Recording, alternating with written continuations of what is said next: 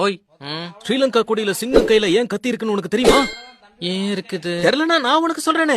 ரொம்ப காலத்துக்கு முன்னாடி ஸ்ரீலங்கால ஒரு ராஜா இருந்தார், பெரிய பணக்காரர். திடீர்னு அவருக்கு கல்யாணம் பண்ணிக்கணும்னு ஆசை வந்துச்சு. அவர் என்ன பண்ணாரு தெரியுமா? 800 இளவரசிகளை கூப்பிட்டாரு. 800, புரியுதா? 800 இளவரசியா? அவங்க எல்லார் கையிலயும் ஒரு விதையை கொடுத்துட்டு 6 மாசத்துக்கு அப்புறமா யாரு ரோஜா எடுத்துட்டு வந்து கொடுக்குறீங்களோ அவங்கள நான் கல்யாணம் பண்ணிப்பேன்.